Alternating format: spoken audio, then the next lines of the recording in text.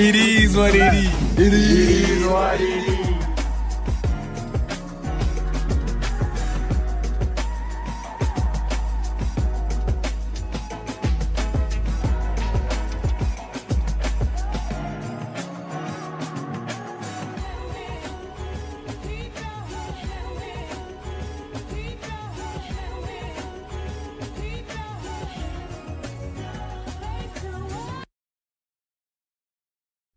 Giving you the real Yeah, from yeah, A to yeah. Z surrounding the Dallas Cowboys.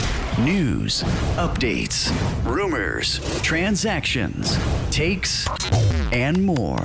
So strap up, Cowboys Nation, and start your day off with A to Z Sports. Live with Will Steele.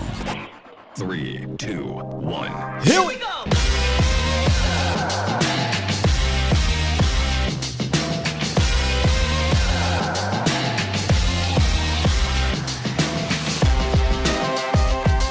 I would say good morning, Cowboys Nation, but nonetheless, good morning, good people. Welcome to AZ Sports Live, presented by the Cochran Firm and Underdog Fantasy. I am your host, Will Skywalker Steele. Boom!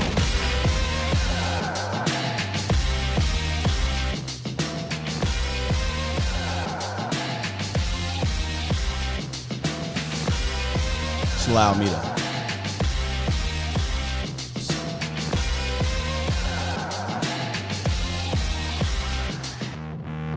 Everything's fine. We are fine. Nothing's wrong with my microphone. I'm just trying to gather myself. That's all. Just trying to gather myself.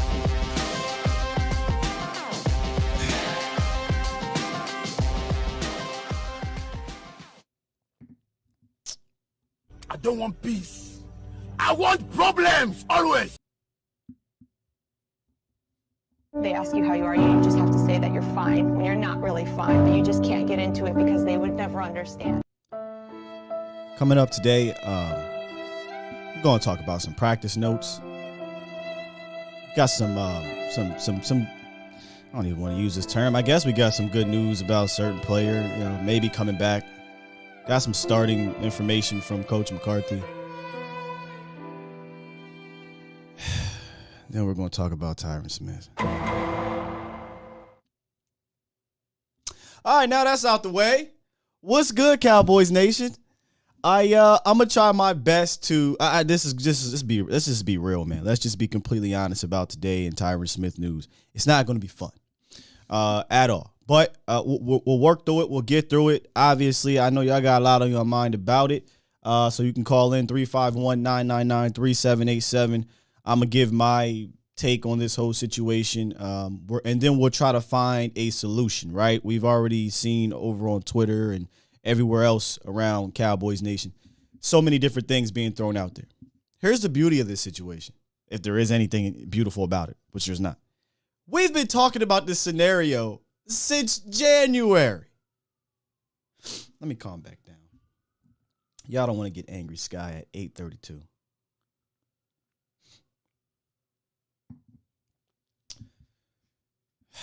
I'm not mad that he got hurt. We knew this was going to happen, all right?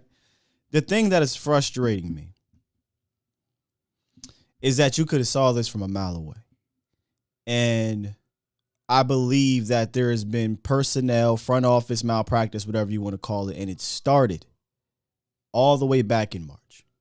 But I'm getting ahead of myself. I'm getting way ahead of myself. Way ahead of myself. We'll get to that. Bomb Squad, I see y'all. Bomb Squad! I do love y'all, Bomb Squad. Y'all gonna have to lift me up today, man. Lift me up. It's a frustrating morning. Not a sad one, really. Frustrating. And then you got, while Tyron Smith's hamstring is falling off the bone like some well-cooked ribs, his knee is somewhere in Austin, Texas, while he's here in Frisco and Dallas. You got Stephen A. Smith parked right outside of the Star in Frisco. You got Jerry Jones about to go out there and do whatever the hell Jerry Jones does. And we don't even know who the hell is playing starting left tackle week 1. Let's hit the roundup, y'all. It's time! It's time! It's time! It's time! It's time! It is time for... It's time for the morning roundup. Round 'em up, boys. All right. What a weird day. Oh, let's do it. Hey. I don't even know if this is good news. Y'all tell me. So Jerry Jones won and he started talking. Dr. Jerry, by the way. I know how he gets. And he's talking to the radio people, to the media, and said Michael Gallup's not going to be on PUP. In a way, that's kind of good news, right? You would think that Michael Gallup is getting better. And I think this would be great news if I didn't see that video of him running last week. That is something I didn't want to see. I didn't want to see that. I ain't like how it looked. But this is what Jerry Jones said about Michael Gallup avoiding the PUP list. The strategic way that we handle this cut down will let him get to the club actively as quick as he can. AKA, get ready for roster gymnastics. I got a take about that in a second I'll get to.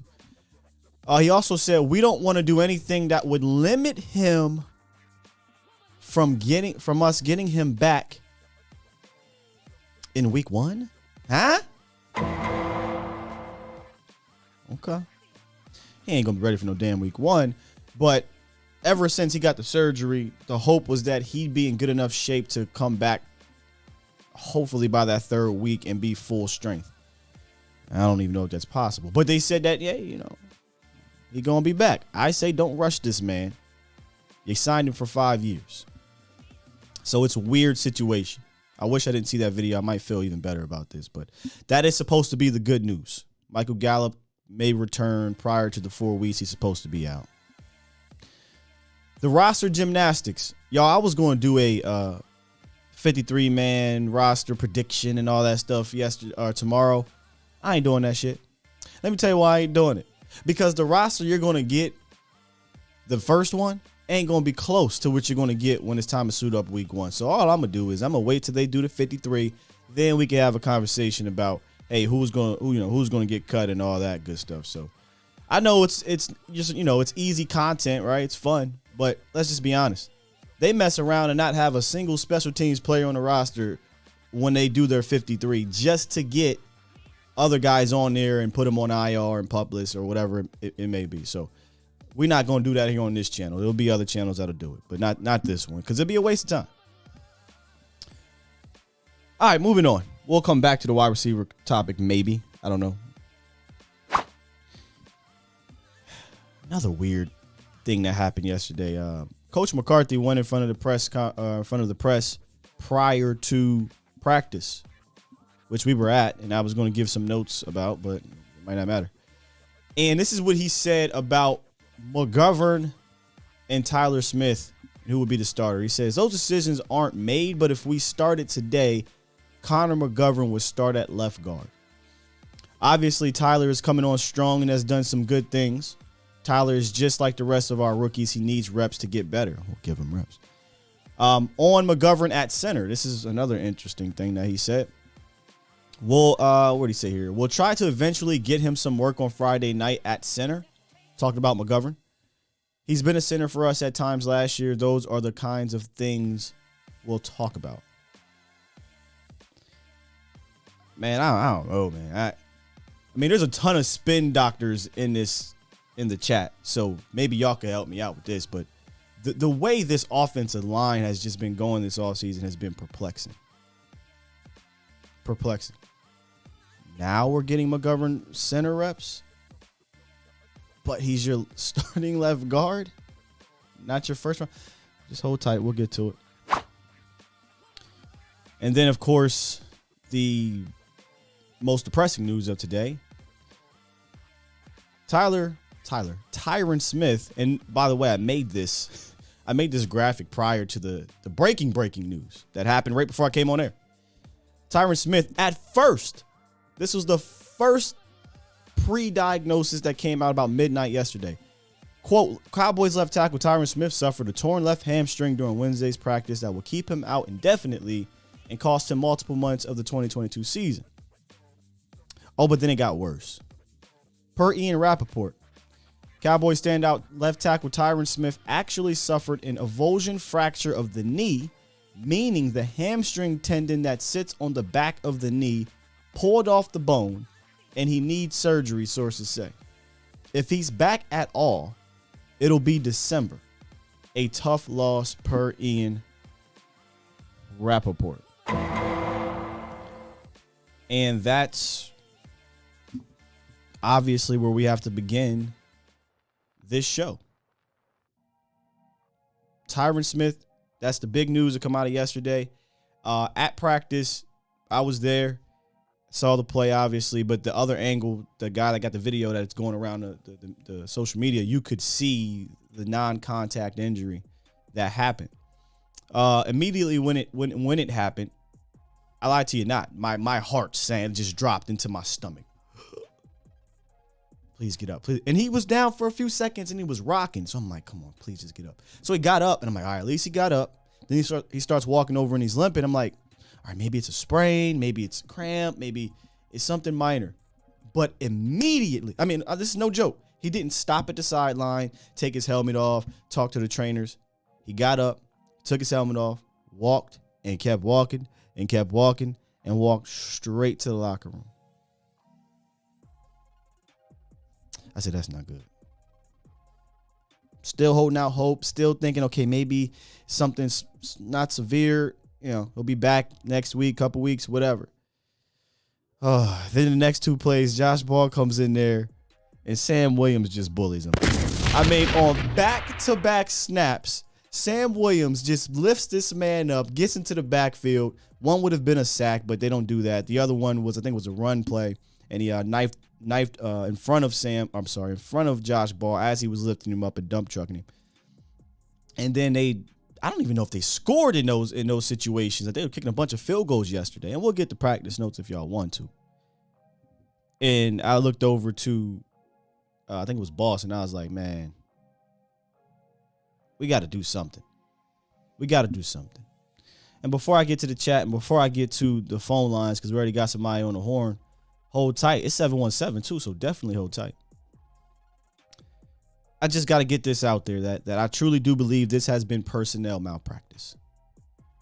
It just has. You drafted Tyler Smith in the first round, and immediately you said, hey, that is our left side player. You told us that he was going to be your eventual swing tackle or eventual left tackle. I get it. But we all figured, okay, it'd be your left guard to begin with. So in OTAs, you're giving him left tackle reps. You're giving him guard reps. Cool, right? Cool. If that's what you're going to do, cool. Then the pads come on. And you basically say, oh, well, we don't want to put too much on his plate. We were just going to focus him at left guard. All right, that's fine, right? He's a young rookie. Cool. Are we going to get a swing? Well, no, you're not, because you said you're going to focus on Josh Ball. Well, let's go being your guy because they're young. All right, Stephen Jones. Let's give him a shot. It didn't take long, in my opinion. When the pads came on that Josh Ball wasn't the answer, well, Let's Go needed to continue to develop. And then Let's Go hurt his shoulder that he had already hurt, apparently, when he drafted him. Okay. Just wasn't ready. Those guys weren't ready. Cool. We're going to go get a swing, right? No. All right, we're not going to swing. So then we're going to play Tyler Smith out there to get acclimated, right? Because Josh Ball, we don't think he's the answer yet. Nope. Tyler Smith hasn't taken, that I've seen, a single series at left tackle in camp. Not one. So now, 2 weeks out, your best option might be a rookie that you drafted to play guard that hasn't taken a snap at left tackle. Who, by the way, probably can't take a snap at left tackle this Friday, because let's not forget, his ankle is messed up. So he's probably going to sit out too. Oh, by the way, he ain't even starting at left guard. What is happening? Somebody please save me. What is happening? What is going on? Is this Joe Philbin? Is this Steven? Is this Mike? Make it make sense. All right. You're trying to sell to me that the guy that you benched last year at left guard is your better left guard? I see it. I can see the games. I can see the practices. Tyron Smith has been a good left guard. So, I'm just trying to, put all this together, and it just doesn't make sense to me. It doesn't. Tyron Smith was going to go down. I mean, this again, I talk about having data, using that data, and then forming an opinion and trying to find either a solution or backtracking to see, what led to that. This is 6 years running. Tyron Smith has missed at least 3 games. In 2 of the last 3 years, he's missed 6 or more games. So this was going to happen. You chose to do nothing about it and roll with a guy from North Dakota, not state, with a bum shoulder, who, in the few reps he was in there, I did like his athleticism more than Josh Ball. And then a guy who has been continually getting beat every single week badly at left tackle. I know y'all want to draft and develop. That's fine. Sit his ass over to the sideline, let him draft and develop while you get a guy that you can count on when it happens. I already did my rant on that. I'm not going to continue to do it. But this has been Coaching Malpractice, Cowboys Nation. We could talk about the options, but I felt I needed to get this out there because I'm not frustrated Tyron got hurt. We knew he was going to get hurt. I'm frustrated it happened this early. I'm frustrated it's potentially a season-ending injury, so we won't even get a chance to have Tyron Smith for 6 games. I'd rather have Tyron for hey, man, we're going to get you for the last 6 to 8 games. He might not play at all. His bone is hanging off his leg like a chicken. Like some ribs, like baked chicken. You know how you put the chicken in baked chicken and it just slides right off the bone? That's what it sounds like. So that's my rant on the situation. My apologies if this, pissed some of y'all off. If it, didn't, I'm not pumping sunshines and rainbows into the situation. We'll get to the sunshines, rainbows part of it. We'll get to the solutions part of it. But, I felt like this needed to be said. Hopefully this is a wake-up call. Hell, if I was Jerry Jones, this is what I tell First Take. First Take. I got to go find my tackle. I got to go figure some things out. Stephen A., you, dog. I got to go find out what I'm going to be doing for week 1, which is in about 2 weeks. I digress. By the way, this might be it for Tyron Smith. I mean, for Dallas, for sure. I would not bring him back next year. But this might be it in general. And unfortunately, this has kind of been the reoccurring theme for, and I use this term lightly because some of the players I'm going to say, y'all going to be like, oh, they're not great. But for Cowboys greats, this is how it's been ending. Tony Romo. It was an injury that pretty much ended his career in Dallas. Sean Lee couldn't finish out his career in Dallas, with his injury situations. I think he played something like 9 games that year. DeMarcus Lawrence wasn't as quite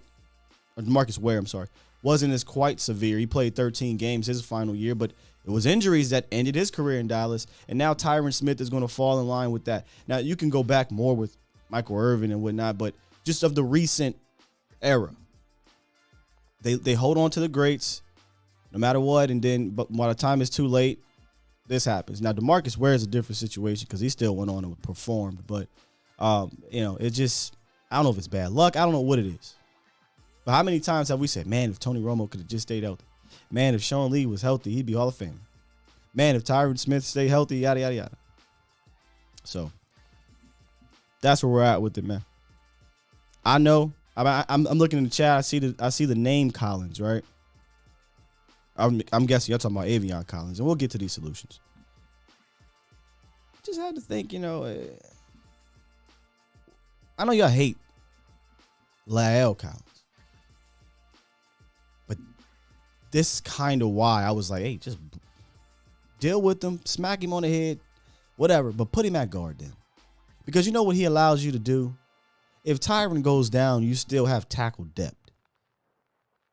I don't see that situation at this current moment. Maybe we get proved wrong. Maybe week 1, week 2, Josh Ball is fantastic out there, right? But all I can do is talk about what I see. And what I see right now is it is DEFCON. What is it considered? 1? Is that like the military people? My apologies. But isn't that like the worst case scenario? I feel like we're in the worst case scenario right now. With that said, we got some phone lines. Let's go ahead and hit the phone lines real quick. And of course, they're presented by the Cochran firm, which is located out of Dallas, Fort Worth, and Houston. And let me tell you guys, I met with the Cochran firm yesterday. Our guys, Larry and Brian, are fantastic. It was a wonderful experience to talk to them and kind of get the feel of who they are. And one thing I came out of that meeting with them about is that they will fight for you, whether it's a truck accident, personal injury, medical malpractice. It doesn't matter. They will fight for you. And because they handle their cases on a contingent fee basis, that means it costs you nothing unless they win. So I promise you, if you get in a bind, I know it was just raining out here, so maybe you got into an accident. Texas has some weird weather. If it starts snowing and things happen, you can hit up Larry or Brian at the Cochran firm by calling them at 1-800-THE-FIRM or visit CochranTexas.com, and I will take you straight to those gentlemen, and you'll get a free consultation today. All right, 717, what you got for us? Shout out to 717 in the building, by the way. Yes, sir. Hey, this is the Toxic Tom Downey Burner. Hey, account. see, just trying to let everyone know. I'm so mad, Toxic. I can't save your number on here, man. I'd have been had you up in here. But what's going on, Toxic? You know, I have two things. You know, I told you so just doesn't quite say it. This is exactly why I can't take any hope, because we hate hearing Stephen A. Smith, but there's a lot of truth to what his famous quote is: accident waiting to happen. And the most frustrating thing about this is when I was in the Army, I was a staff sergeant, by the way, and it is DEFCON 1. It is? Okay, thank God. I said that right. I had an old, crusty sergeant major that was probably there when the first war happened in civilization. And he said to all of us young NCOs, one of the tests of leadership is the ability to recognize a problem before it becomes an emergency. And that foresight is what separates good managers from leaders. And when we have fans that are playing Madden and you're saying, hey, Tyron Smith's injury is like a 50, maybe I should, think about moving on. And the front office of the real Cowboys is saying, no, we're going to ride this car to the wheels fall, the shocked Pikachu face when it inevitably does go wrong.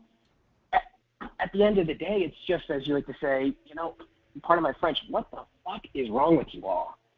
Like, what is it going to take for you to realize that your way is garbage? And my greatest fear is my dad is a New York Knicks fan, and I hear every single year how great the Knicks are going to be and how inevitably it always falls apart and how it just always stems back to management. And that is my ultimate fear. You cannot overcome toxic leadership. You can't. And so now us as fans we're sad. And by the way, shouts out to Tyron Smith.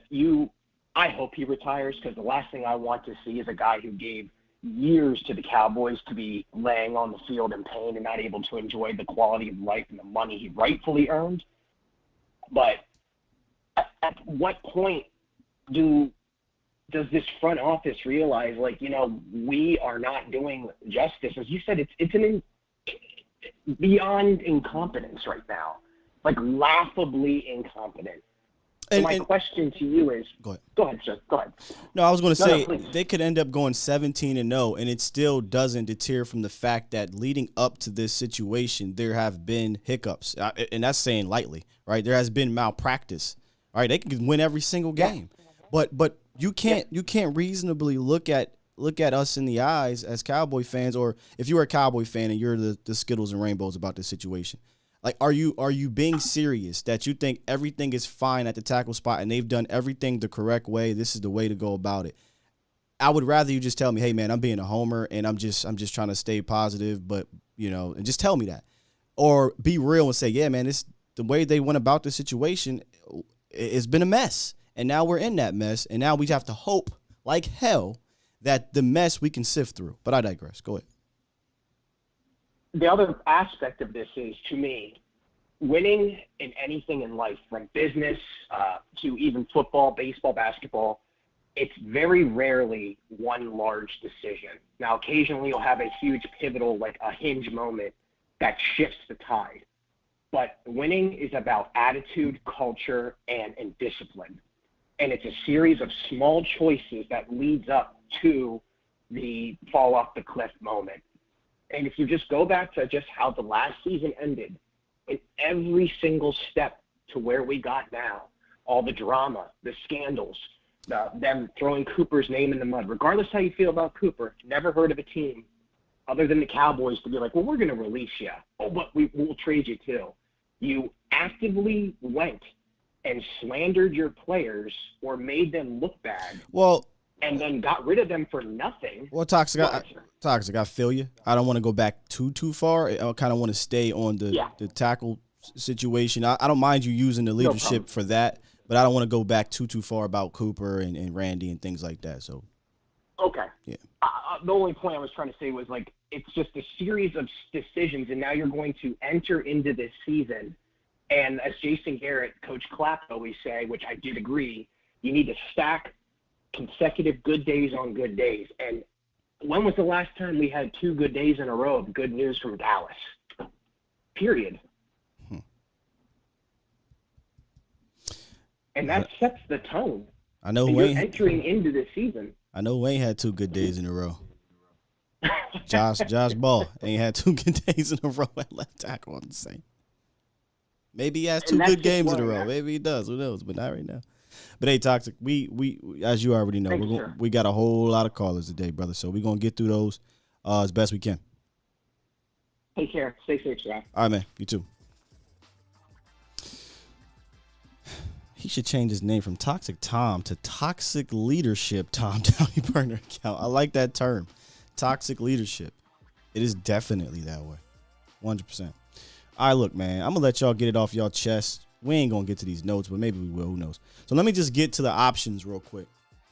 Let's start outside. I ain't got no fancy graphics right now. I've just got the names, and we'll talk about it. We'll go right down the list of what are the outside free agent options. The only reason why I bring this name up and have a question mark next to it is Whitworth. It's because, I mean, I don't know if he was playing, but I saw Duke Manyweather say, hey, Whitworth, what's good, right? From my understanding, I thought he retired. I didn't know if he retired with the Rams, like he has a contract with them. But if not, sure, hell, I don't care if he's 45. Sure, he played well last year for them to win the Super Bowl. So he could be an option, maybe. I don't know if he's still under contract. Obviously, the number one option I think out there as a free agent is left tackle Eric Fisher. Left tackle, right tackle, he does both. Eric Fisher, former number 1 overall pick, tore his ACL leading up to the Super Bowl with the Chiefs. Had to miss the Super Bowl. Can't sign with. They actually cut him because of it. He signed with the Colts. Had a struggle season, right? His first, not even a full year removed from tearing his Achilles. He struggled. But I personally think Eric Fisher, a year and some change from his Achilles, will be a fine addition to the team. I've been thought that. I thought he could have came in here and possibly competed for right tackle. But I think Eric Fisher would be a good get. Again, these things, though, I wish would have happened earlier so we can get a chance to see these guys, right? So they can get a chance to get acclimated. But he'd be my number one solution right now would go get Eric Fisher. Darryl Williams is another guy, right tackle, left tackle for the Bills. He's still out there. Sam Tevy was a guy Professor O brought up months ago. Maybe the worst of the bunch, but again, he's got experience. So experience is experience. And then Ty Nsekhe is the other guy who was with the Cowboys last year. I thought he came in.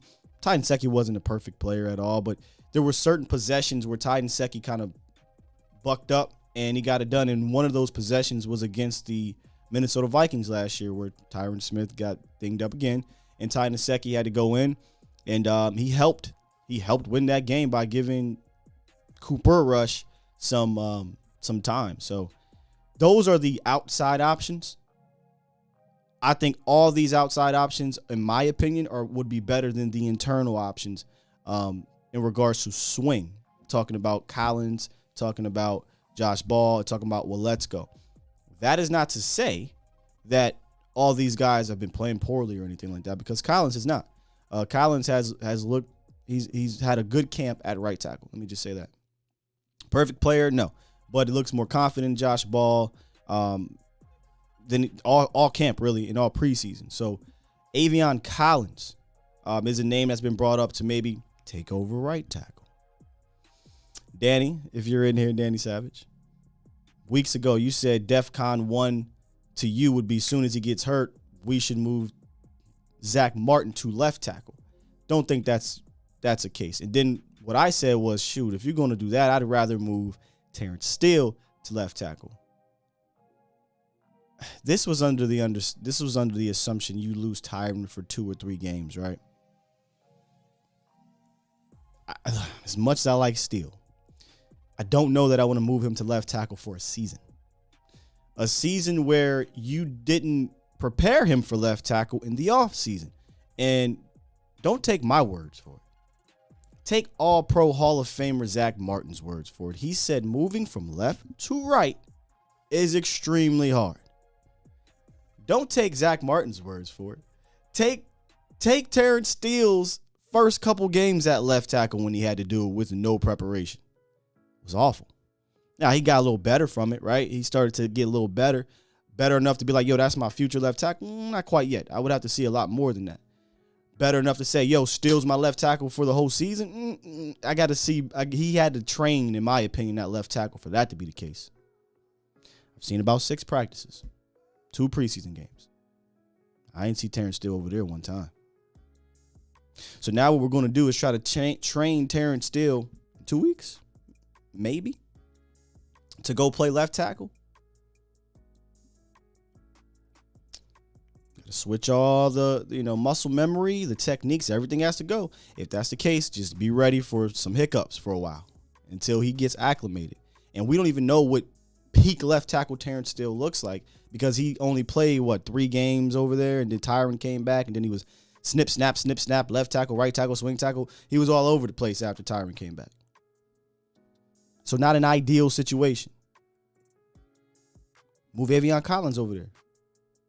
Here's the problem. Avion Collins ain't played left tackle over there all camp. So, again, I go back to the beginning of my show. I believe this has been, I don't know if it's coaching, I don't know if it's front office, whatever you want to call it. It's been a malpractice. One thing I do know is Josh Ball is not the answer right now.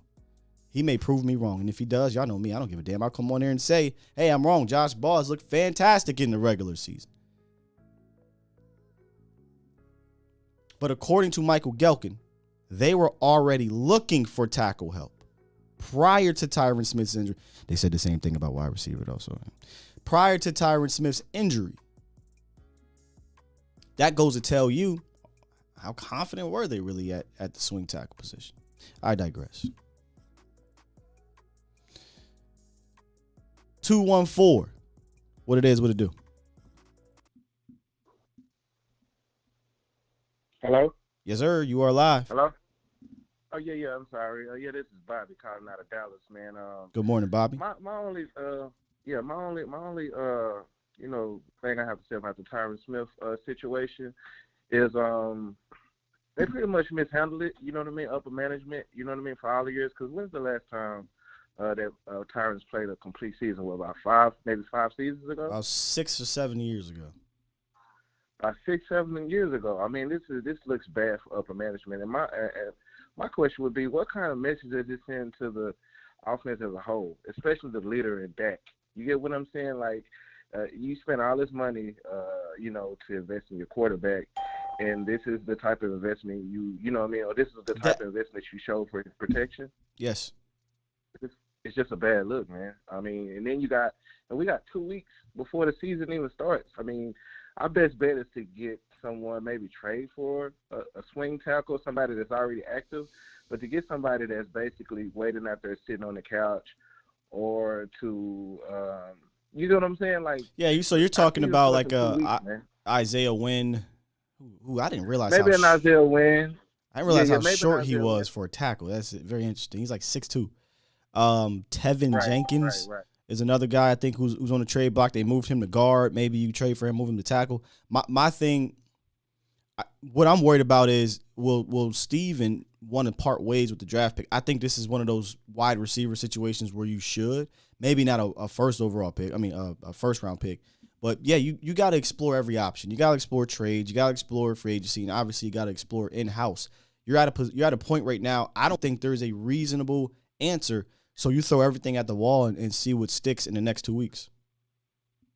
Right. So I'm going to ask you this. So you just mentioned that moving some guys from left to right. What's the guy, Collins, the young kid Collins? Avion Collins, now, yes. Now it's been said that he has played left tackle when he was in Minnesota, I believe. Minnesota, I'm not sure if he did in Pittsburgh, but he did some left tackle things, not in games. I think he's only started one game in his career, but he's done left tackle things, yeah. Okay, I'm just, man, this is not a good look, especially going into Tampa that first week or whatever, and being ready and stuff. I mean, considering that Tampa has offensive line issues as well, for us, I just don't think it's a good look, man. I don't know, and that's all I have to say, man. Shout out, I love your show. Thanks, man. Appreciate the call. Good call. Good call. We got some super chats I have not been getting to. 25. Let me get to them right quick. Super chat. Lamitra, $2 donation. She says, to the bat phone. Super chat. Anthony Carrier says, the price of that KC tackle just went up. Oh, do I have my... Do I have it? Yesterday's price is not today's price. Tell them, Fats. Yesterday's price is not today's price. 100%. B-Wee. Super chat. The $5 donation says, Tyron has hurt this team more than he's helped the last few years. Eating cap but not playing. Man, harsh words, but hey. Super chat. Aaron, I'd bet Tyron is on the 53, $2 donation, 53 on initial cuts.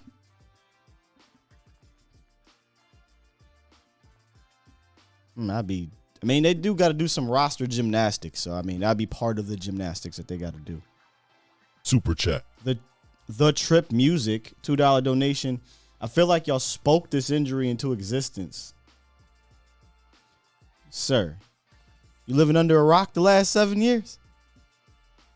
This is what I mean, man, when I say, me personally, and a lot of other fans, we're just speaking on the data that we're given. It's been 7 years since Tyron Smith has played more than 13 games in an NFL season. 6 years, whatever. If you really thought he was going to play 15, 16, 17 games, that's on you. That's on you, baby. That's on you. Me and a lot of others were trying to be proactive as opposed to reactive to many different situations with this team. Wide receiver being another one, because what happened the first padded practice? Washington goes down. And where are we at 2 weeks out? Not knowing who the hell wide receiver 2 is or not having a lot of confidence with it. Y'all know who I feel should be wide receiver 2 because I think he's played the best of all the guys outside of Lamb, but there's no clear-cut answer there. Same thing with tackle. This wasn't something that caught us by surprise. But now 2 weeks out of the season, you're going to be scrambling. It just is what it is. It just is what it is, man. That's it for the donations right now. Sky for OC. I want to know, what was your original name before that?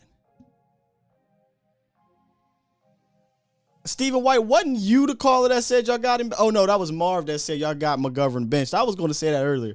Steven said y'all spoken into existence like the one caller, y'all got him benched, talking about McGovern from last year. It was Marv. I'm like, Marv, we ain't get him benched.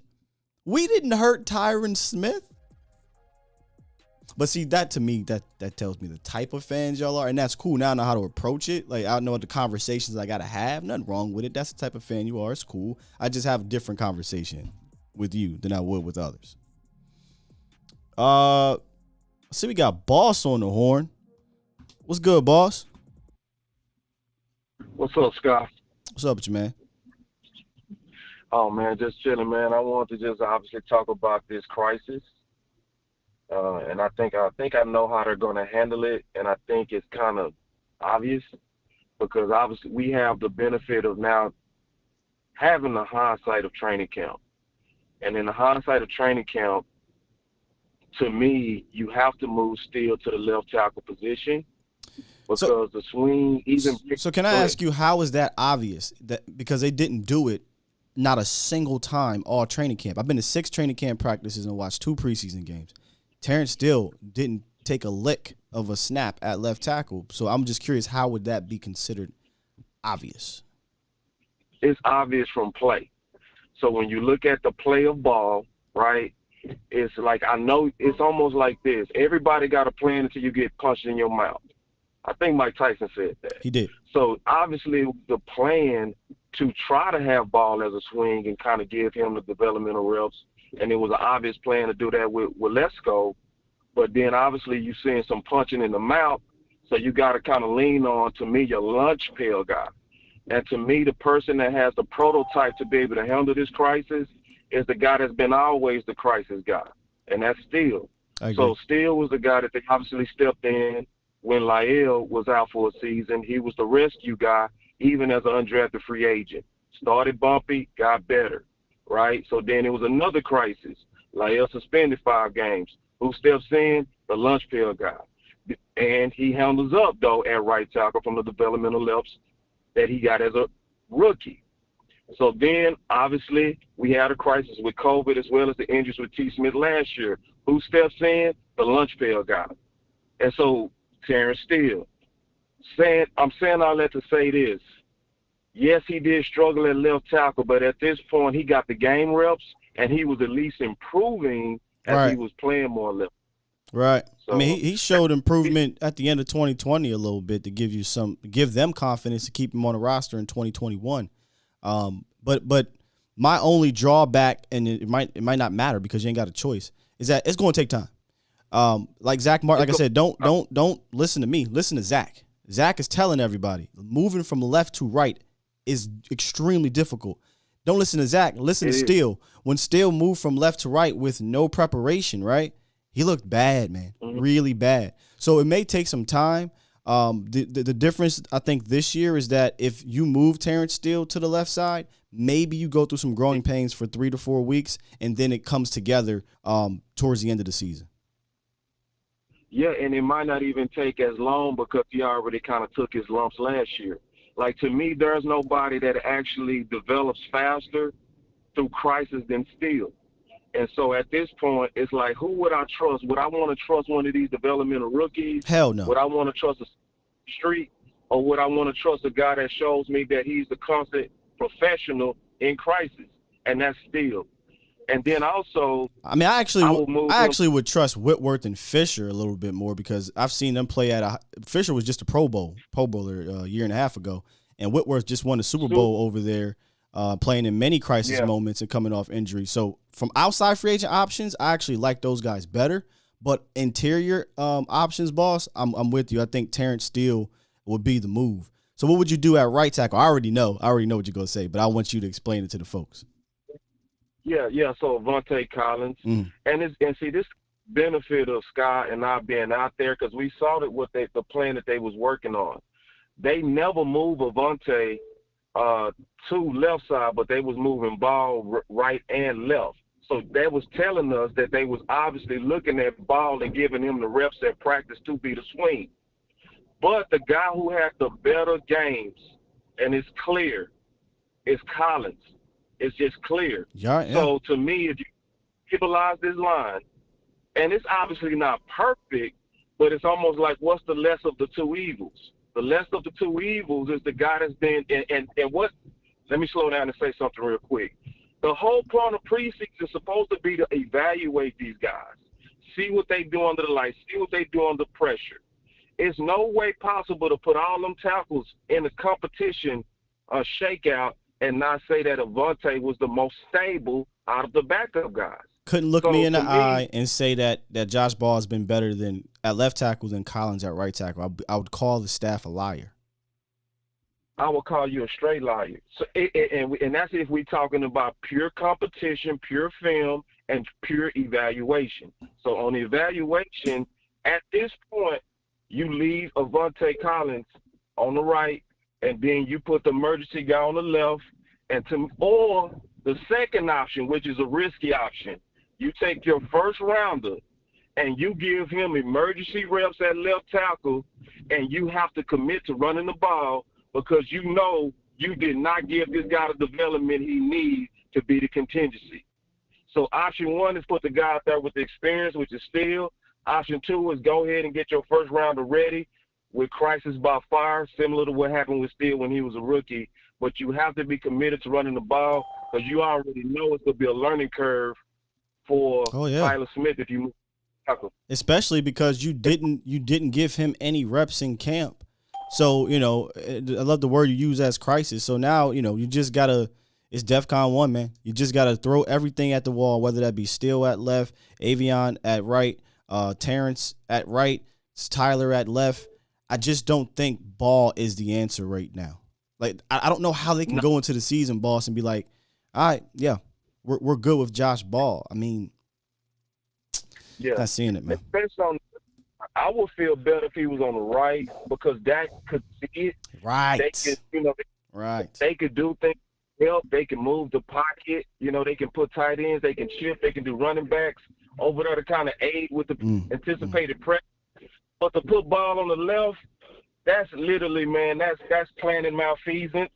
And I would be super disappointed at the whole staff, not even just filming.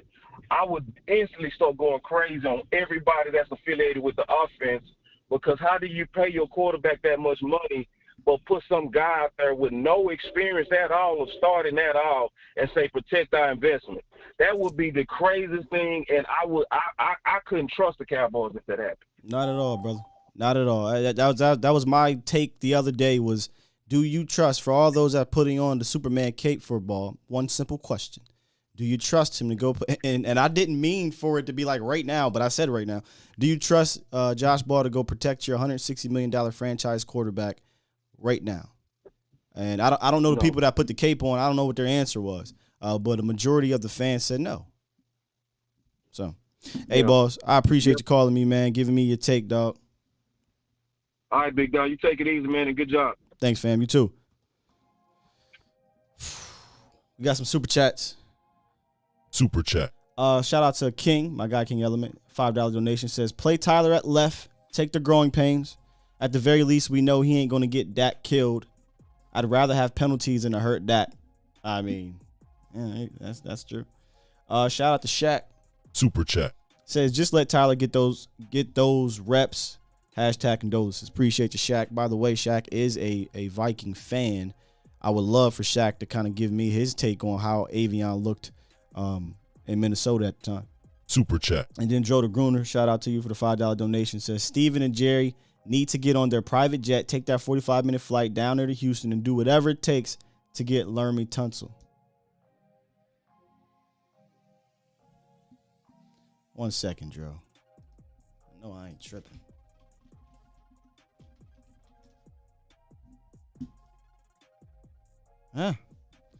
Yeah. I don't know, though. That's a lot of money. Or not a lot of money. A lot of draft capital, probably. Shoot, they traded Lermy for, if I'm not mistaken, to make sure I got this right, 2 first-round picks. Granted, at the time, that was a different general manager running things down there in Houston. But, yeah, something, man, they got to get on the horn, period, brother. Gots to get on the horn. Another donation. Super chat. Sky for OC. I didn't make that up. That's the name. $5 donation says, I personally am not ready to see Tyler Smith to block premier DEs. Let's go get somebody, or Collins if he's really showing promise to get 2 weeks to fix. Not going to sit here and fake the funk to you guys. I didn't want to see Tyler Smith out there either. My whole take to this was to get a swing. Go ahead and let the competition roll out, even when you get the swing. And that way you can focus on Tyler playing. But after seeing Ball, after knowing Waletzko got a shoulder that he's reluctant to get surgery on, I don't like that. It popped up. It was hurt when you got drafted. Got hurt in camp. What you think is going to happen if you got to play? Whatever. And so the swing tackle looks weird. It looks like Tyler may be your best young option, not named Terrence. But y'all know me. When Danny wanted to move Zach, I was like, I wouldn't do that. I'd rather move Steele and then deal with it for a couple games. But we're talking about a season now, so the dynamics have changed. Jason Peters, Ben says, Sky, tell me how you feel about Jason Peters. Of the 40-year-old dudes, I would rather literally call up Whitworth out of retirement than Jason Peters. You want to talk about hurt guy? Jason Peters will sneeze, fall to the ground mid play. He's gone. Then he's gonna get wheelchaired back out there, come back in, sneeze again, fall to the ground. Now he's out for the season. So now I'm good off Jason Peters, man. I would literally rather hey Andrew, I know you won the Super Bowl. I know you feel good. We got a couple dollars for you over here. It's the Dallas, a lot of things we can get on the off field. It's a nice area. Hey, come on down for a year, see what's up. I'd rather do that than get Jason Peters, who just sneezed just now and he's on IR. Let's get back to the horns. Man, it's loaded. So I'm going to just tell you right now, I'm locking it. What time is it? 9:20. This is what we going to do.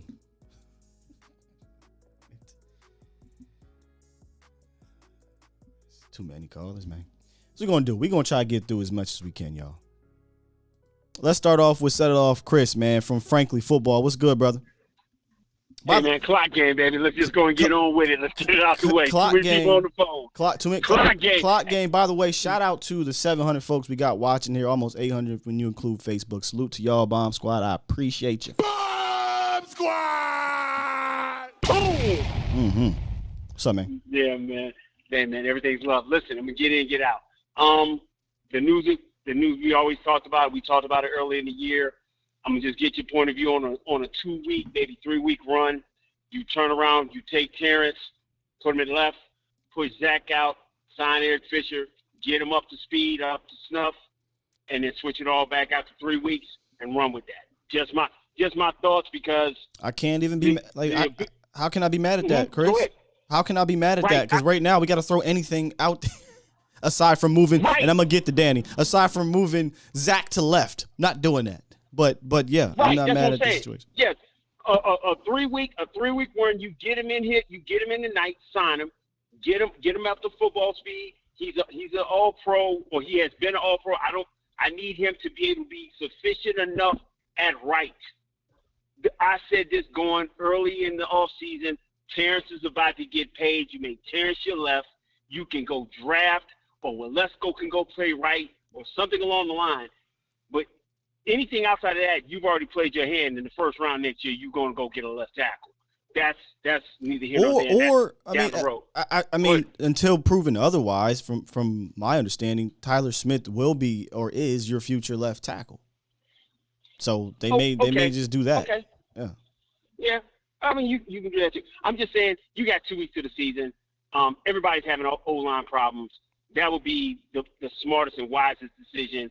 Get Eric Fisher in 3 weeks, and we'll figure out that. Hey, man, I'm going to get out your way because this organization is so obtuse. Shout out to Eddie Dufresne and Shawshank Redemption that they have put themselves in this position on their own, bro. I'm out, man. I'll holler at you later, bro. Hey, I'll hit you on Twitter. I got something to hit you on anyway. We'll talk later. Yeah, I'll check it out later. Appreciate you, dog. All right, bro.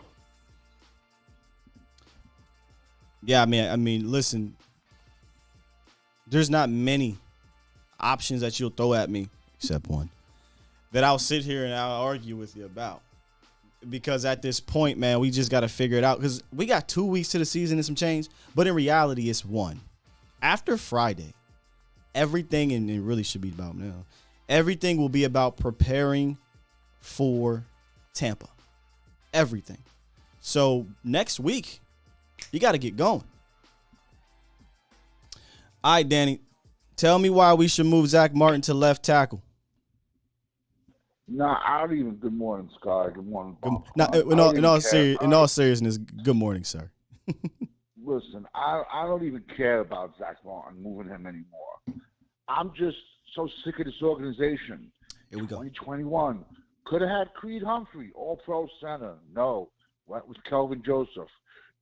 Let's forget about going after a solid player, a good solid player.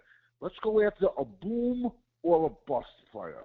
Let's go after a kid had his problems at LSU, problems at Kentucky. No, let's not go after the 6'5", 340-pound center and Creed Humphrey. Shop the con-flavored. This past draft, I got laughed at in the chat of all your show, VOD show, when I said Dallas needs to go O-line with its first 3 picks.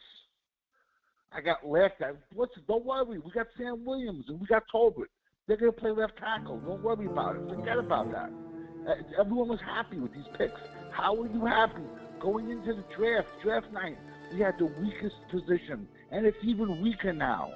Not to badmouth Tyron, he just wore down, plain and simple. But the man has, but he'll still say, "Oh, there's a chance he'll be back. There's a chance he'll be back for the playoffs," and all the sheep will be happy about it. Oh yeah, he'll be back. Or then you got the people that are saying, "Oh, let's trade him," like he has any trade value now. Like, or the other day we got a call, "Oh, I think he's ready for a healthy season." Yeah, so is Sean Lee. He's coming back.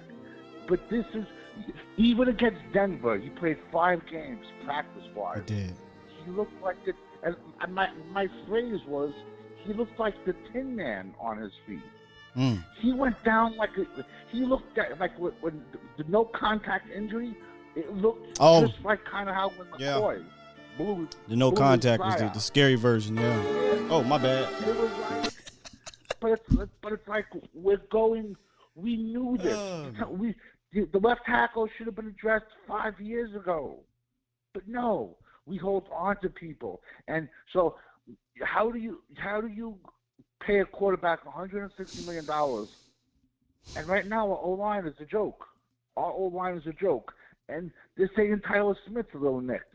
So now we're going to throw him out to left tackle? No, I disagree. I don't think he's a left tackle. Well, I don't think he is right now. I don't think he is right now either. But that's what they said they drafted him to do. The only thing that pisses me off about it, man, is that if he's going to be that, I wish they would have gave him some tick at left tackle in camp so we can see, we can evaluate it. You know what I mean? Right now it's just pure hope if he goes out there, and I don't have any evidence of it. I got evidence of Josh. I got evidence of Matt out there a little bit. I got evidence of Terrence over there. I don't got no evidence of Tyler over there against these guys in pads. So, but and hey, now man. you were saying earlier, supposedly Matt doesn't want to get his shoulder operated on. Yes, Matt Waletzko has opted to not get the surgery, delaying what most people were reporting was going to be an eventual surgery anyway. So the hope is that his shoulder can hold up through the season, then he gets it after the season. That maybe he might be a left tackle, but I don't know how anyone could have went into this year happy with what we had at left tackle. Like I said, not bad-mouthed him, But also, talking about Tyler Smith, putting him in left tackle. Me and you've had this conversation already. Yeah. Draft night. Jerry said we took him over Linderbaum because we need to get strong in the middle. Sure. See, and now you want to put him left tackle. Well, we ain't getting stronger in the middle. Forget about your Jordan Davises. Forget about it. Forget about these guys. Forget about it. But like the caller just earlier just said, we already showed our hands for next year's draft. I've been saying it. Next year's draft is going to be a left tackle or a center. Like I said, last night I saw it. It was sick to my stomach. And I'm like, you know what? Sick to my stomach, but at the same point, don't care anymore. Because like I said, we got told, but don't worry, we're good. Because I told everybody before the draft, you can have Randy Moss and Michael Irvin back there. It ain't no good when you're scraping Dak off the ground. And now Dak is going to be running for his life. And this is just a big conspiracy by Stephen, so we don't have to pay Dak the second contract. Stephen, I love it. Hey man, Stephen, yeah, Stephanie, whatever, man. You've definitely been on this train about the offensive line, 100%, man, and the passion continues to breathe through, and I love it, Danny. You're saying some good things here, man, and it's hard for me to argue with you, dog. I don't want to say argue. I don't like to argue with y'all, but it's hard to me to push back. Yeah, no, we never. Yeah, we never argue. Yeah, I hate to use that term, argue. Yeah. Like I said, I know there's probably a lot of guys on the horn. Let them vent, because that's what we're all here for. Exactly. Shout out to the Bomb Squad for putting up with me, man. Thank you, Scott. Thank you. Great call. I was about to say. Great call, man. Man, Danny, man. They ask you how you are, you just have to say that you're fine when you're not really fine, but you just can't get into it because they would never understand. Danny just... He just really makes me feel even worse about the situation. He said, give a damn. I don't give a damn about your solutions. The hell with Zach Martin at left tackle. Shout out to Danny. Exactly, Texas Bread. I love that. Texas Bread, Cowboy 83 said, man, don't argue, we debate. That's how I feel. I ain't arguing with y'all, man. We debating, though. But on Twitter, they want you to argue. If you gonna go on Twitter to try to argue with me, I ain't giving you no attention. But if you want to come in here to debate, I got you all day. That's why I say call in line, man. 351-999-3787. All right, man. Chris says sick of this. All right, I said I was gonna get through these, and here I go. CG, what's good, CG? What's going on with you, man? Hey, it's one of those days, but I got y'all here to talk this thing through, so I appreciate that. What's up with you? Hey, I know that's right. So let's talk about it. All right, so here goes my twist on it.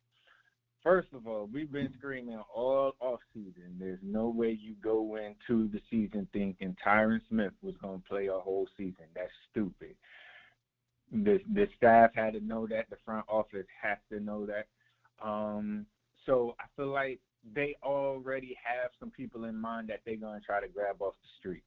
So hopefully we'll see a Wentworth or somebody coming in here by Friday. Hopefully.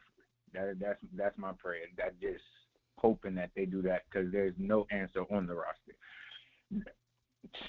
Tyler Smith, they're not even trying to start him at left guard. So to think that he's going to get starts at left tackle, you got to be crazy to think, okay, we're not going to put you at left guard, but we're going to let you go out here and start the season at left tackle. That makes no sense, right? Then you think about, you can't move Zach Martin. He's consistent where he's at. You move Steele to the left tackle. Who you gonna put at right? Ball. Ball don't belong. Let me just throw this out there. I don't think this is going to happen, right? And a lot of the scenarios that we talk about anyway, they haven't really happened in camp anyway. But if we're being completely honest, the best lineup right now, and with DEFCON 1, without going out and getting a free agent, probably would be Terrence Steele, left tackle, Tyler Smith, left guard, Biotish at center. I know some people say Biotish or Fournier, whatever, but we're just going with Biotish because he's been your starter. Connor McGovern, right guard, Zach Martin, and then you put Zach Martin right tackle. Right. That makes sense. That would make the most sense. In a perfect world, though, right? In a perfect world, that probably would be your best five given this situation. The only problem with that is when Zach had to move out there at right, it's different angles. He looked good. There was no issues with him out there, but because of the different angles and the different movement, he got hurt. And talking to Duke Manyweather, he attributed the different movements and different angles in the move to right tackle with the injury. So that is kind of the drawback with that situation. But if we're just talking about pure talent, CJ, I think Steele, Smith, again, Biotish, y'all could argue if y'all want about that. Biotish, McGovern, Martin is probably your best. McGovern looks better at right guard anyway. Right, which is why I'm saying put him at right. I think you can live with those two guys over there. But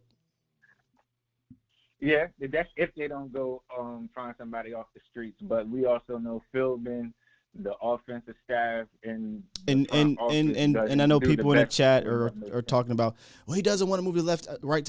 I get that. That's why we said in a perfect world. You don't got to tell me. I already know what he said, right? He doesn't want to play tackle, yada yada yada. I'm just saying in a perfect world, CJ, I feel like that would be your lineup until you can figure some things out. No, you're right. You're right. But this is what I also would I say CJ. CG. My bad, bro. CG. Look, if CJ was the old me, I had to kill him off anyway. So CG is what I go by. So I understand. OG CG. What's good? But what I have to say is, I feel like this is going to be a blessing in disguise because it's going to make your boy run the ball more than call him pass plays. And I feel like I'd rather Tyron Smith be hurt because I don't want him to be hurt at all, but we know he's going to miss games. I would rather him miss games earlier in the season than later in the season. So if we could take it now early in the season and you tell me he's going to be healthy come playoff time, I would much rather that. Did you hear what his injury was? Hamstring. Brother, he ain't tweak a hamstring. He ain't just tear it. The hamstring hanging off his bone, fam. It's just flapping around. All the way off. Flapping around. And the muscle around his knee is torn. Let me read this for you. I think you got it. You're under this assumption what I saw was 6. I saw 6 weeks. Where the hell did you see? It's gonna be more than that? Brother, man. All right, this is why we got the website. This is why we got the show. Let me tell you what the latest report is here. They put it on the website now. Let me tell you what the latest report is. Tyron Smith has suffered an avulsion fracture of the knee, meaning the hamstring tendon that sits on the back of the knee has pulled off the bone and he needs surgery.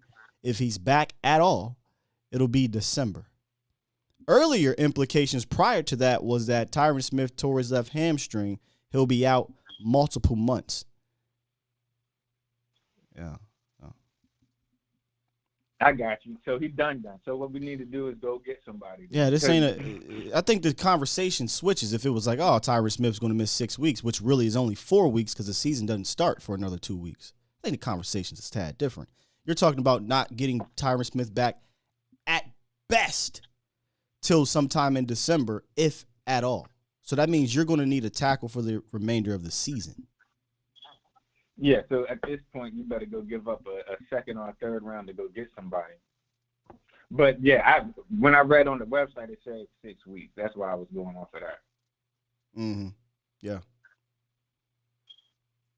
But we definitely need somebody in there. And again, Philbin should be gone by the end of the year, too, by the way, because he's I don't know what he's doing with this offensive line. He's stealing money at this point. You can hire me. Yeah, but that's all I got for you. I appreciate you, CG. Yeah, I appreciate you, man. Keep doing a great job, man. Thanks, sir. Oh, man, Philbin, man. Started off all right. I don't know what the hell's going on. It's just giving me Rob Marinelli vibes. Remember Rod? He had a big stick down there. We're going to take so-and-so because we don't need so-and-so. We're going to do this and do that because I don't believe in a run stopping. I believe in getting to the.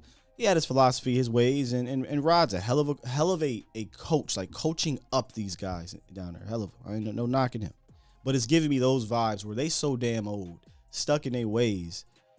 Are they overconfident in it? And is this Philbin's call to not do this and do that? It's just a strange situation, man. Strange situation. 6 weeks. Tyron be back by week 3, y'all. Bone is flapping off of his knee. All right, let's go. 714. What's goody? Good morning, Sky. Good morning. What's up? So, it's just like a quick question. Sure. Then I'll hang up afterwards. But so I don't know if you heard of. Well, obviously you've heard of Micah Parsons being on Undisputed every Tuesdays when the regular season starts. So do you think that's going to be a good idea? No. And I'll just hang up. I'm sick to my stomach. Oh, that was your question? Yeah, that was just my question. Damn, man. They ask you how you are, you just have to say that you're fine when you're not really fine, but you just can't get into it because they would never understand. This is now a record for how many times I've pressed this button today. But Micah Parsons being on Undisputed just... I don't even got words. I'm sick. I'm sick. Why? Come on, bro. Why you? Oh, he getting paid though. Yeah. He getting paid for Undisputed.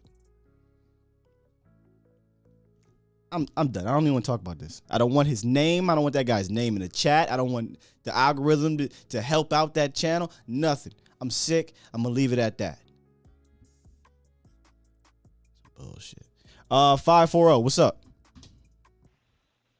Yeah. Yes, sir. 540. You are live. Hey, what's going on, Phil? What up? Who this? Hey, nothing. Hey, this is Doug from Virginia, man.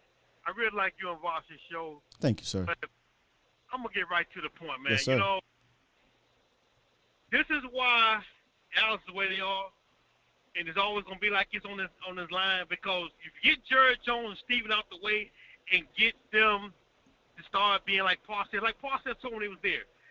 If he can't buy the groceries, he can't cook the groceries. He can't cook the groceries. That's why the defense is like it is, because Dan Quinn is getting the groceries, and he is cooking the groceries. He's cooking the groceries up. This is why the defense looks so good. You ain't listen. You are not. Now, you aren't lying. We've said this before, Doug, a bunch on here. For whatever reason, they allow these defensive coordinators to kind of have free reign, and the offensive coordinators just doesn't quite seem to be the same, right? I don't know what that's about. Maybe it's because they like that offense put seats in the butt or butts in the seats, and they sell jerseys and all that good stuff. I don't know, but they definitely seem to let their defensive coordinators just, hey man, what would you like? It makes no sense. You pay this much to Dak, but you're not going to protect them. Sure. And my thing over there is, I'm going to tell you, I think this is my word of thinking. They're going to believe Conor McGregor right there at the left guard. They're going to stick Tal out there, and they're going to stick a tight end over there. They're going to run 12 personnel a lot. 12 personnel is where Dallas is going. Well, they was going to do it regardless. They're going 12, but they're going to end up putting at this point, with talent, strength, and ability, they're going to stick him out there, because can't nobody just bulldoze him, because he's strong as hell. So they're going to put a tight end over there to try to help it, to keep him from them being able to get his backside. That's how I think they're going to put a tight end over there, man. Because I don't understand, all these years, they should have been and got rid of Tyron Smith. He should have been gone a long time ago. It's time to release him. It's time to release him. His years is over. He ain't coming back this year. He's done. He's done. Yeah, I think he's done, man. He's done. I don't know how you can look at. I mean, he's going to miss. I mean, let's just think best case scenario, right? He come back in December. That's missing what, 12, 13 games. He missed 14 games in 2020, 6 last year, and it'd be about 12 or so this year. Why would you even continue to put that on the roster? So yeah, man. I will release him, man. I will release him. Appreciate the call, Doug. He's been here long enough. Appreciate the call, Doug, from VA. Hey, be good now. You too, man. Yeah, if we're talking about the future, thank you, Tyron. You gave us your all, literally. You gave us your knee, your back, your neck, your ankles.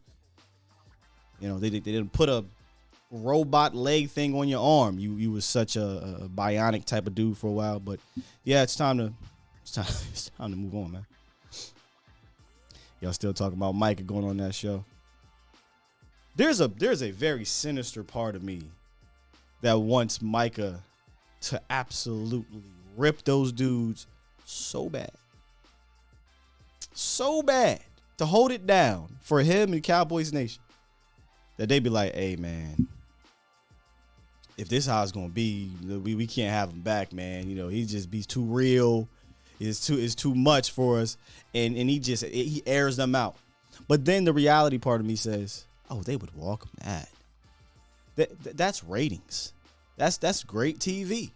They want to get ripped and yelled at and look stupid or whatever, because people are going to click and all that good stuff. So this is an absolute win-win for that station and that show and that analyst, if you want to call him that. I'm not going to say his name. He's Voldemort.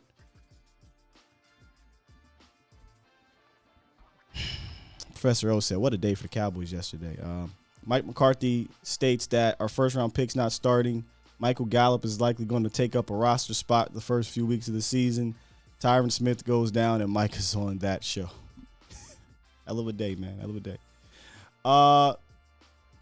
Nacho, what's good?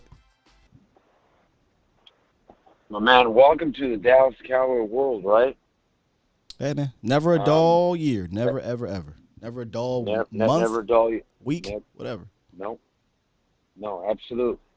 So let me get to it. Matter of fact, yesterday when I called you, one of the main concerns that I had was that swing tackle, right? And here we go, just a day after we have this happening. Yes. It's unfortunate. Tyron has been the protector on that blind side, and now we're where we're at. I do like you, Whitworth, Eric Fisher. Yeah. We got to make it. We got to, Sky, we could go obviously many ways, right? We could do the youth movement, which seems like it's kind of the culture and the mentality of the coaching staff today. And I can see the vision, but at the same token, we're at that stage where, okay, what type of football team do we want to put out there on the field? Do we want to put a team that is going to be half-assed, okay, maybe developmental, or do we want to put a championship team out there? And that is that will the decision that we make. All right, Nacho. So give me your offensive line with Tyron Smith out. Who you got? Oh, well, I'll tell you what. I'm gonna go get an Eric Fisher. Okay. Tyler at left guard. All right. You put we got Biadish, and then you got Sack, and then you got Steele. There you go. All right. I like it. Solidify it with a guy. Sounds good. Appreciate you, Nacho. Let me get through. That's gonna be the question I ask the rest of everyone here as we get to these calls to end the call here. Give me your lineup. I believe. Is this my bro Mel? King Scott, what Yes, it do, sir. baby? What's good, Mel? Hey, man. Look, I see you on Twitter. You hit me up and said phone line's about to be lit. This was before I even clicked live. Hey, as soon as I saw the news, I said, hey, the best show in the world gonna be cracking today. Oh my God, appreciate Best you. show in the world gonna be cracking today. It is.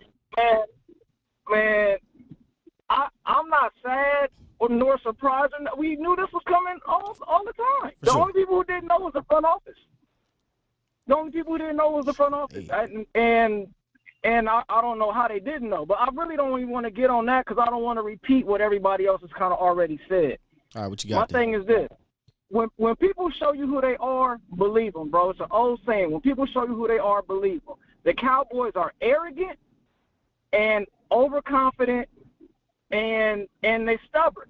They're not going – if you think that they're going to go sign somebody, they're not. I told y'all the same thing when the wide receiver went down. I called in Sky. I said they're not going to go sign anybody. You did. Since that day, they haven't signed anybody. You got to just know how they operate, bro. They're not signing anybody. The Cowboys always believe that their answers are in the house.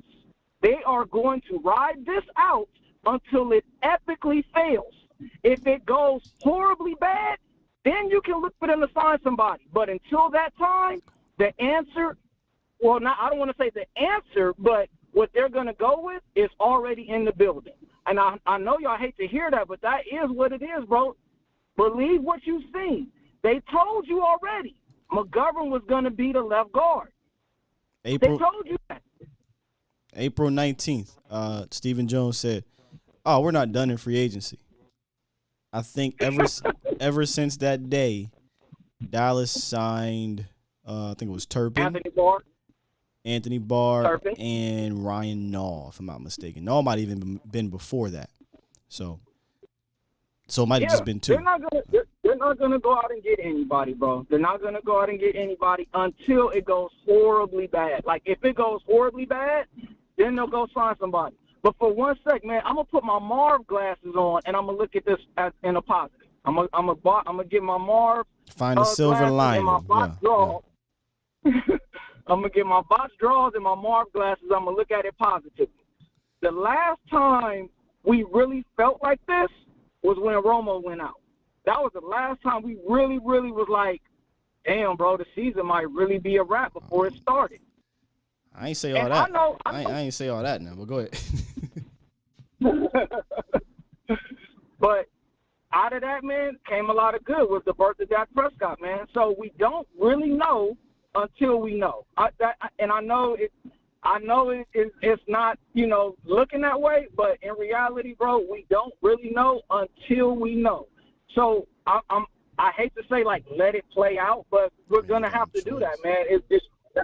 That's really the only answer. All right. I don't want to push back on you, Mel, because I want you to have this. And I don't want to destroy this damn moment you got here. But what you're doing is you're giving me a lot of it's a cupcake, right? A lot of icing and no substance. There's no substance.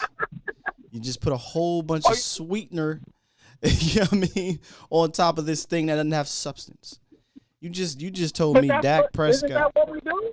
Ain't that what we do? I'm just talking about the scenario you gave me, man. Dak Prescott showed me in preseason that Dak Prescott can do some things. Okay? Yes, he did. Dak Prescott picked up in practice. He was picking it up in preseason. He looked fantastic. Yes, he did. Who the is Dak Prescott of left tackles in preseason and camp? And I'm going to leave it at that because I don't want to ruin this moment. But it was a lot of icing. He was giving my cavity a problem back here, and I ain't like it. I love Marv, though. I love Marv. But, nah, man, nah. That's just me, honestly, bro, just trying to look at it any other way than what it actually is. That's trying to look at it any other way than what it actually is. Mm-hmm. But I do agree, man, with the last caller, bro. I do think if it was me, if I'm running the team, this is not what they're going to do. But if I was running the team, I definitely think you should be knocking on Eric Fisher's door. You should be knocking on Whitworth's door.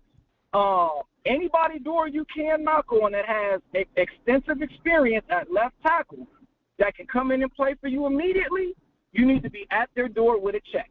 Throw it all at the wall, man. Who's your starting? Who again? All this can change, so I'm not trying to hold y'all to the fire. But who you got if you had to put something together right now? Who's your line? Whitworth. I'm going to get Whitworth. Okay. I'm putting Tyler Smith. Matt Wozniak, whatever, at the center. Fournette. McGovern, right guard. Zach Martin, right tackle. All right. Let's go. That's my squad, baby. All right, bro. All right, King. I'm going to let the rest of the show roll on. Appreciate you, Mel. Let me make something clear before we move forward, because I don't want to give off the wrong impression. This sucks. This sucks a lot. I'm not throwing the season away because of it. And maybe I'll talk about this later on the Vosh Lombardi Live show. Make sure y'all check us out, 306. Shout out to the 3-ish Mafia. That other side of the ball is just something about it that got me feeling like we can at least compete. But when he said that, hey, this happened in 2016, we all gave up on the season. Let's slow down. I ain't say that. I don't know how y'all feeling. I ain't say that. I already told y'all know how I feel about the season in general when we did the fan survey, where I thought the ceiling was and the floor was. So that's out there already. And if we went above that ceiling, it would be a pleasant surprise. So I'm not throwing away the season, but this is what the news is today. That position is a critical position. It sucks, and we're talking about it. So I just want to put that out there. He's absolutely right. We don't know, which is why I'm not saying we're going to be 7-10 or we're going to do this or we're going to do that, because we ultimately do not know. So we're talking about what is. It is what it is. It is what it is. A lot of people don't like when I do that. They want me to predict the future all the time, and sometimes you can do that, but I'm talking about what is right now. So I just wanted to put that out there, Cowboys Nation. All right, 469, what it do? Here we go. I'm online. Oh, hello? You good, man? I'm good. How are you? I'm all right. I want to say this, and I hate to hurt people's feelings, Sure. but Tyron Smith, in my opinion, from what I've watched over the years, he's been above average and a solid tackle, but he's never been great. Because there were plenty of times where I watched him, he had slow feet, and faster players would always beat him, and he'd get Romo sacked a lot. So that's that issue. I don't think people should worry too much about him being injured because we expected it. Okay. That's just what it is. Tyron Smith is fragile. But what I do think they need to do, they need to go back in the draft and draft a solid player that can actually replace him. And I'm just not too big on Dallas this year. I mean, I feel like maybe Eagles might win the division. You know, it just is what it is. And I'm also looking for. I know it may not happen, but I feel like we need to get Malik Davis. What is that? His name, Malik Davis? The running back. Yeah, 34. Yes, sir. I think he needs at least 5 to 7 carries every game. That dude's a beast. He reminds me of DeMarco Murray. Was that you who said that in the chat? Somebody said that. I don't know if it's chat or Twitter, but somebody mentioned DeMarco Murray and Malik Davis. Hey, dog, if we're going to be a running team, here's the thing. If we're going to carry 4 backs, remember we did this little project yesterday. If we carry 4 backs and it's Malik Davis and Rico Dowdle, Malik Davis, to me, would be the other back to get the carry. So I'm with you. Facts. Look at, I mean, I'm not disappointed. It just is what it is. It might be. It is what it is. 10 and 7 season or something like that. So who's your starting 5 that's going to replace Tyron Smith, who's been average, below average, and gives up a ton of sacks? Who you got? Who you got? I don't even know the lineup. It's like a pitching startup. I don't even. You got know. a closer. You got the starter. You got the what do you call the one in the middle? I ain't the baseball guy no more, but. All right, man. Just all right. So you ain't got it. All right, man. But appreciate the call. No problem. All right, listen. This is what we not look. Tyron Smith. Look, he got hurt. I get it. We're upset, but he got Tony Romo sacked a bunch of times. I had to make sure my eyes wasn't lying. I'll read the sacks that Tyron Smith has been credited for over since his rookie year. 3, 1, 2, 5, 2, 3, 0. My man gave up 0 sacks and 849 snaps. 0, 1, 2020, 0, but he only played two games. And then 2 last year. I didn't get your name 469, but brother man, you sure you ain't mixing Tyron Smith up with I don't know who, bro. Shit, Jeremy Tunsil, I don't know, man. But Tyron Smith has been a Hall of Famer when he's played, man. That's just flat out, dog. I mean, 318 and then 301 to close out the show. Man, this is actually perfect time. 318, what's good? How you doing, Sky? We hanging in there today, man. It's not a great day, no matter how you try to spin it. But I'm gonna treat this like a football game, right? Hey, you got 24 to 48 hours to get through it, and then we got to move on. So right now we're just mourning and getting through it, bro. Yeah, that's good, man. This is a kid from Shreveport, though. And I do want to go out here and say I don't know if Steven used to this, but this is pretty much what happened when you go in the refrigerator and see you got a little bit of milk left. You go to the grocery store and you don't get the milk. I'm gonna go this weekend, and you go to pour your cereal or something, and then you ain't got no milk, man. You ain't got no milk though. Yeah, so it's expected. The last time I actually felt like this is when Adrian Claiborne got 7 sacks and knew it was already a problem before we went into the game. That's what I felt like this. But to the credit, yeah, I would go Eric, and this is just. He may be one of the easiest fixtures than what you suggested earlier. Now, of course, we all like what you suggested earlier, but there comes a problem. So I just want to say, this is a bump in the road we've seen, but since Steven took the podium at the beginning of the training camp and said, "Hey, we cut all these guys or we got rid of these guys because of availability," kind of question. That's why that was a bunch of bullshit. Yeah. That was a bunch of BS because because there were other players on this team that had availability questions, yet they still remained. So that's why I always tell people, and it was Jerry who said that. Steven was just, That's why I say I don't really like to listen to Jerry. Sometimes you might get something out of it, but for the most part, he just be saying shit now. You know what I mean? And so, but I don't want to go back to that interview. Give me your 5 that you think will be the starters for the Cowboys to open up the season. I would try to get Eric, have Smith playing left guard, Tyler playing the center, Zach, and Terrence Steele. I trust Terrence Steele on that right tackle spot to just move him to the other side right now. But I understand doing it because we need anything. We're desperate at this point. So that's what I would do. All right, man. Appreciate the call. All right, man. Thank you. Yes, sir. We're going to close out the phone lines with 301. What's good, 301?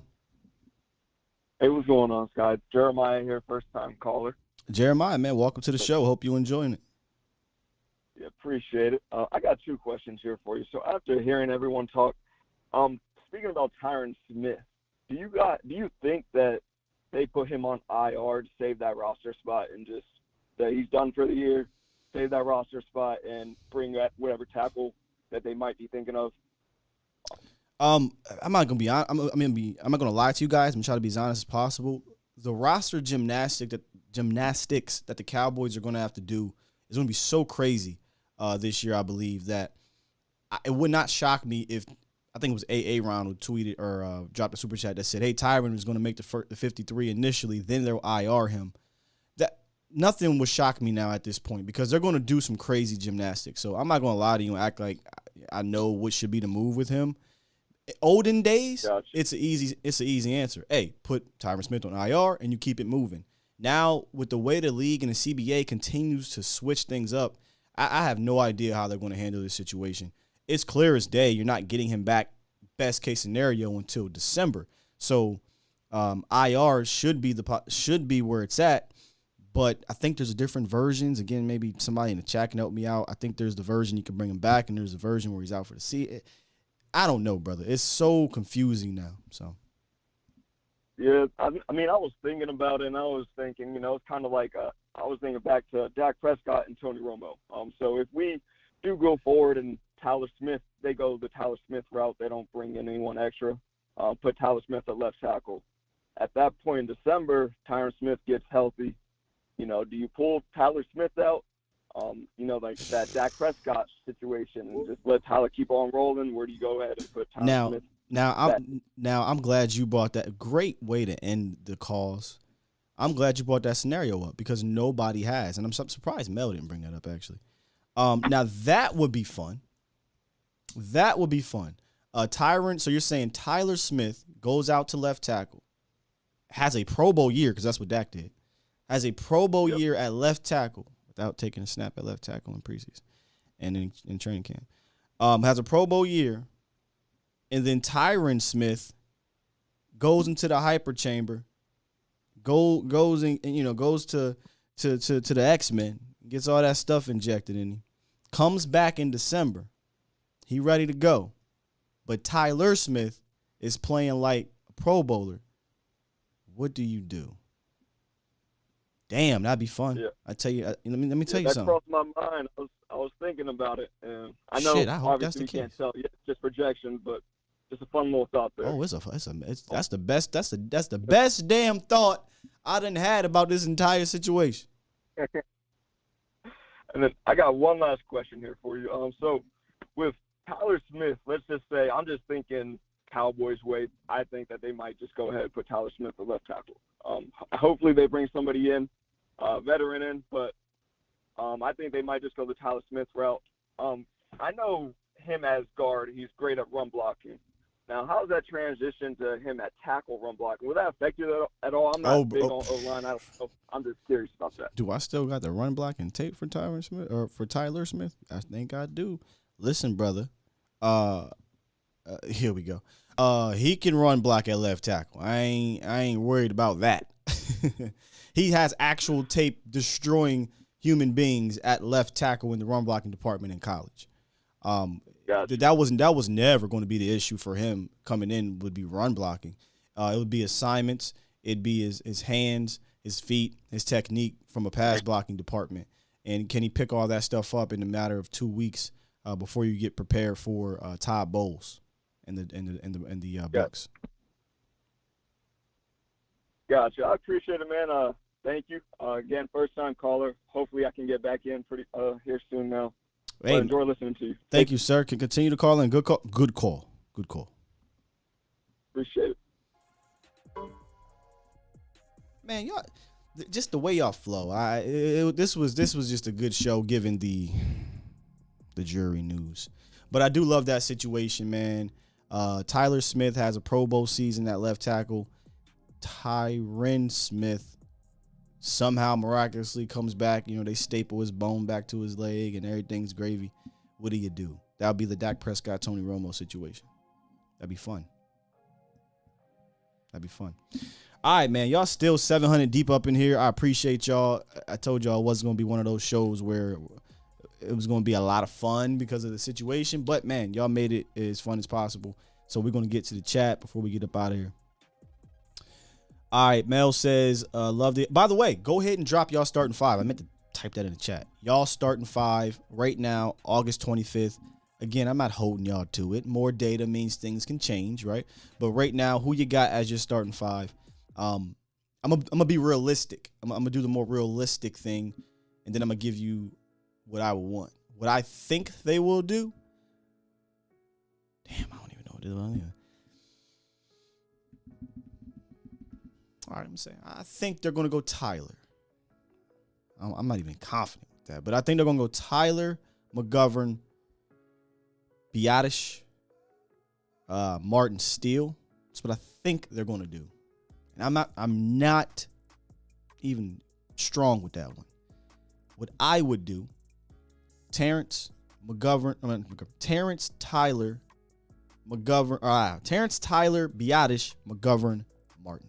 Terrence Tyler Smith, Tyler Biotish, Connor McGovern, Zach Martin is what I would want to do. So that's what I got for y'all. Get to some super chats and I'm going to read your lineups. Drop your starting lineups for week 1, August 25th right now. Things can change, though, so I'm not going to hold y'all to it. All right, man. We got super chats to get through. Then I'm going to read those. Here we go. Micah for LT. Who keeps changing it? I like it. Super chat. $2 donation. Sleepy Joe ain't making the 53 on Tuesday. I love that we collectively now call Joe Philbin Sleepy Joe. I love it. Super chat. Becoming a new me. That sounds like a YouTube channel where you go to get some motivation. $2 donation says, what about the lineman with the contract problems in New England? Isaiah Wynn. Yeah, you could trade picks for Isaiah. I was more so looking at solutions where you don't have to give up picks. Super chat. Shout out to Twan, Mr. Right, Antoine Myers. The $10 donation. Salute to you, bro. He says, Sky, honestly, I wouldn't move Zach or Steele. I don't agree with moving top-tier guards. Caller tripping about the talent of Tyron Smith. Must be on something. Yeah, I totally disagree with the caller to the point I didn't even want to get into it. I don't want to do it either, Twan. Honestly, I don't. I would rather just keep those boys. I feel like they got a nice synergy over there. Just keep them where they at and let's rock. But we're in that kind of DEFCON 1 situation where I'm going to throw whatever I can at the wall. So if I got to move somebody, it'd be those two because I've seen both of them do it and hold up as much as they can. So I don't disagree. I don't want to move them, but here we are. Super chat. Bob, what the heck? With the $10 donation says, Bob, what the heck is in the building? Salute to you, Bob Heck. Okay. I'm moving Steele to left tackle and the new Collins playing right tackle, so Avion Collins. Unless we get Fisher, Williams, or Peters or trade Win. All right. Super chat. And then D-Town Text G, salute to you for the $10 donation. He says, give Zach Martin a new contract and have him move permanently to left tackle. Everyone's happy. That's our best move. Yeah, I ain't ready to move no Zach Martin to no left tackle without practicing at left tackle and training at left tackle. Ain't done that in 10 years. Right tackle might be a different story. Triple D. Super chat. $5 donation says, what's the over-under on the holding calls in the first game? Oh, don't get me started, Triple D. All right, here we go. In the chat, let's get to these lineups. Joe T has Tyler Smith, McGovern, Biadasz, Zach, Steele. So in that scenario, that is the minimal amount of movement possible. McGovern's been playing left guard. He's just starting left guard according to your coach. Tyler Smith just bumps out to the left. Everything else stays the same. Salute to you, 681 boy. Let's see. Don't mess with the right side, but I don't see a rookie starting at left. Give me y'all lineups. Gilbert says your cousin at left tackle, so cousin Steele. Tyler Smith, Forniak, Zach, Avion Collins, 76. All right. Vach in the building. What up, bro? Me and Jeff waiting on you. Oh, my bad, bro. My bad. I forgot y'all did see I was going at 10. All right, look, we're going to wrap this thing up. Brian Smith says Alacone, Smith, Biadasz, Martin, Steele. Alacone ain't making his team. Bruce got Steele, Smith, Bladish, Martin, Avion Collins. All right, we got the gist of everything. We know we know what we want here from a fan standpoint, I think, and that's really to go get somebody. But if they don't, there are internal options. With that said, man, make sure I hit that like button. Y'all were on it today. And Vach, do you have the link up?